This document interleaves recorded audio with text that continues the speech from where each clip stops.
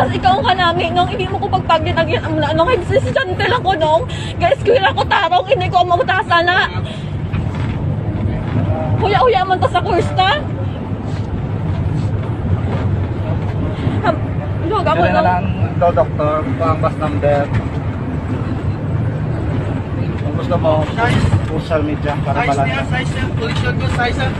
eh ang Wala ka naman nakapili. Okay lang ko lang yun. Arang ticket ko. pero nung may business no hindi Arang ticket ko. ay hindi ko na lang kabalo magka ka nung kaya ikaw na lang kaintindi.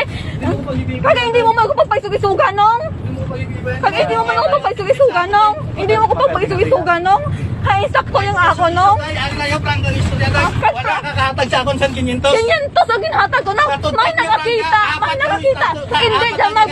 hindi siya magbinutik ang ingod ko Nagaog-gaog mo na si Billy mo.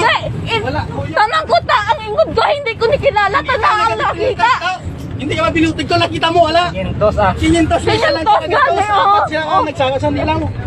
500 gani yung tauna Ariyo, natap unit ko lang ticket ko.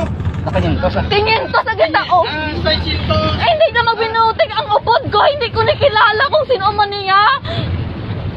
500 ang gindaho ko. Oh. Oh, Alawas ko pa. Ah, Hindi ko na pakita ang 500 mo kung ang nakahatag puta sa imo na may gindaho ko sa imo. Iyon na yung problema nung. Hay, ano ka magiging klase nung katawo nung?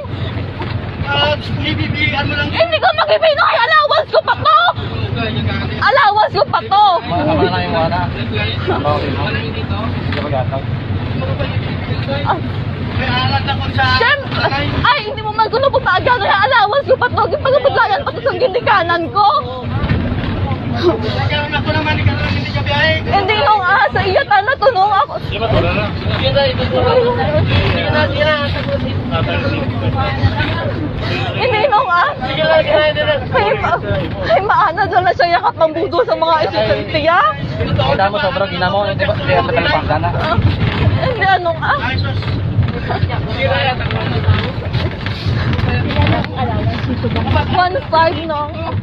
1.5 ang allowance? Oo. Ay pilang. Ganyan ko siyang ginagindaho ko sa iya. Check na lang sa legal. Picture na lang sa akin. Ano sa manis.